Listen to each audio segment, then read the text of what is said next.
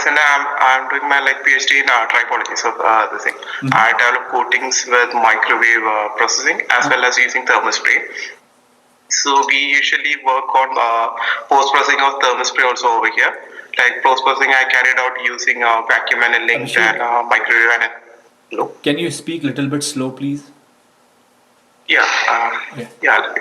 So like on thermal spray coatings, I did some post processing on it using vacuum annealing, then microwave annealing, and deep cryogenic treatment for improving its properties for slurry and cavitation erosion resistance. Simultaneously on this microwave coating, I did post processing on it for improving its slurry and cavitation, and we got really good results. And my third venture is on developing super hydrophobic paints. So we develop paints using the waste from this rice husk actually.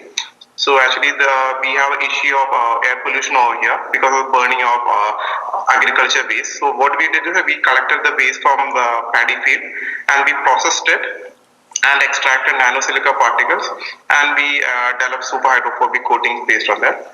And we are also working on super hydrophobic coatings. Little bit slow. Sorry. We are also working on super hydrophobic coatings from wax also, natural wax. Okay, Abhishek, so one question I want to ask you is how far you are in your PhD and when you are expected to graduate? So my experimentation part is completed in my PhD. And I'm working on my thesis right now. I just started my thesis. Maybe in like 2.5 months, I'll be finishing it. My thesis part. Okay. Abhishek, just I want to ask you a couple of things. I have heard about your university, Shiv Nadar University. Is it a fairly new university, right? Yeah, it's a fairly new university, like less than 7 years. And where it is? How far is it from Delhi? It's around 35 kilometers from Delhi. Okay. And you are in a mechanical engineering department, right? Yeah, mechanical engineering department. Okay. And do you mind if telling me how old are you, or are you married, or you have a family? No, I'm not married. Actually, I'm 28 years old. Like just 29, like 2 months. Then like my family, everyone is settled in Kerala. It's in South India actually. Okay. Good. Okay. I understand your situation now. So I don't have a lot of questions from you, but I think I understand what you are looking for. So I'm gonna give you some of my feedback on your question and also on your CV. Okay? Yes, sure. Okay. So Abhishek, looking at your CV, I would say I don't see a lot of citations in your publications. Do you have a Google Scholar profile or no? Yeah, I do have Google Scholar profile. And do you know how much citations it has? 11. 11. Okay. Yeah. And are you expecting to publish a couple of more papers, or these are No, actually, my 4 papers are under review right now. Okay. And are they written here or they are not mentioned here? They are not. It's mentioned over there actually, if I'm not wrong. Oh yeah, progress. It is with it's under progress, and like through conference also I have some publications, and I submitted that papers in the respective journals, but I didn't get any review comments yet. Okay. Do you know what is your preference? Would you want to work in an industry, or you would like to do a postdoc, or you want to become a professor or something? What's your preference? Actually, I'm not interested in postdoc or in becoming a professor. I want to go to the industry side. That's your plan A? Yeah, that's my main plan. Okay. So here is my suggestion to you then.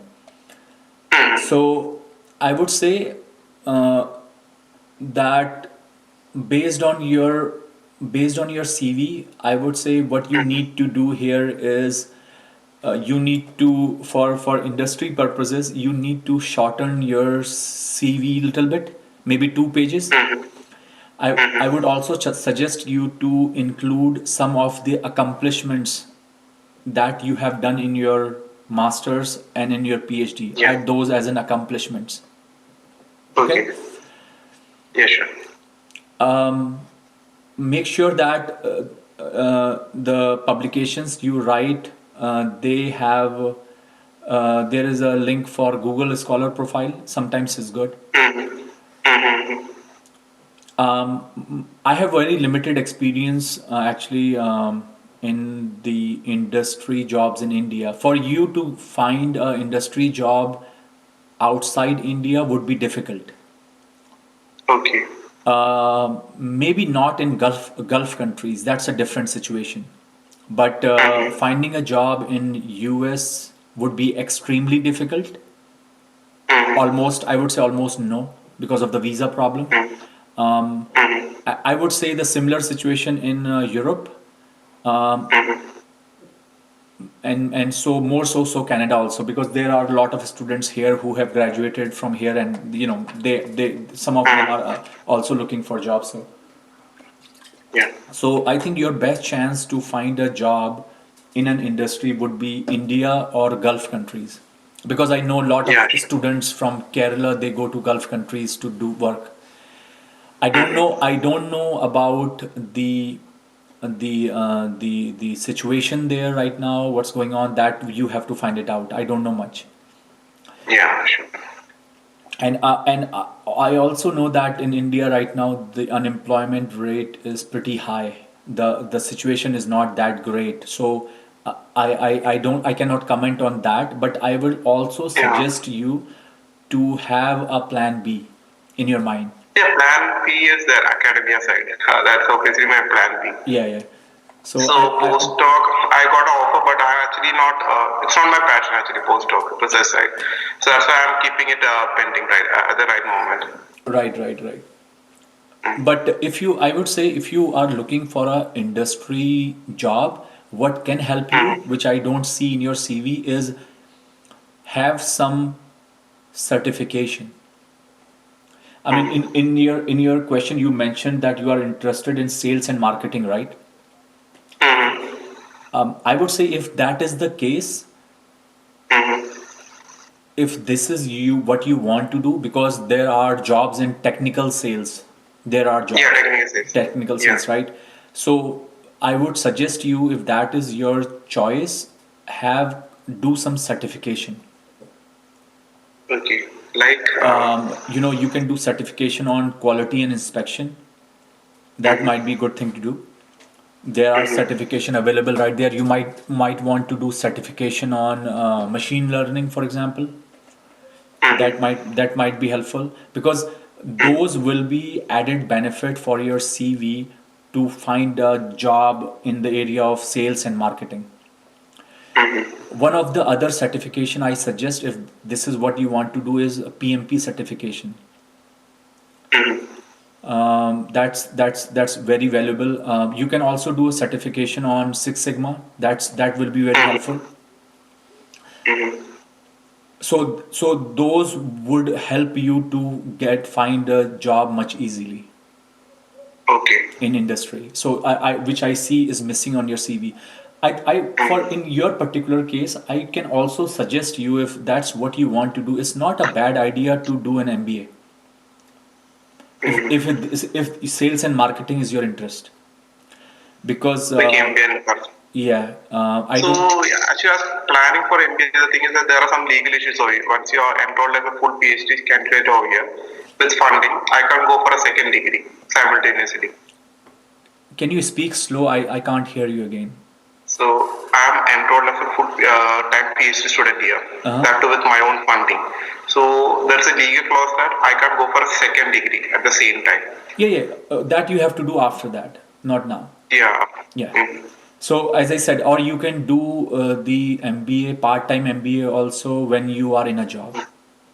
Mm-hmm. So as I said, looking at your questions, since you have mentioned your interest in sales and marketing, I would suggest Mm-hmm. that, because that would be very helpful to you. See, Yeah, sure. based on your current CV, it would be difficult for you to get into a job in sales and marketing. Mm-hmm. It will be difficult. Mm-hmm. Even if you want to go for a technical sales, you may face a challenge to justify it. So until you Yeah. have a backup of a certification or you have a backup of an MBA, that would justify that. Otherwise, the way it will work is you will get a job and then within a company you may look around. That's another way. Okay? Yes. Yeah, okay. Yeah. Any other questions you have? As I said, you don't have many questions, so I don't know what other questions you want to ask. So, like, actually, do you have any contact with for like this postdoc and everything? Do you have any of your in your friend circle for postdoc? And actually, that postdoc is my plan B kind of like I kept as my plan B postdoc into academia. So what I planned is my long-term career goal. I'll work in the industry for 5 to 6 years. There, in my like, in the youth time, then I thought I'll shift to this academia, like in my late 30s or so. You know, That was my plan. yeah, but you know, it will be difficult. Mhm. Trust me.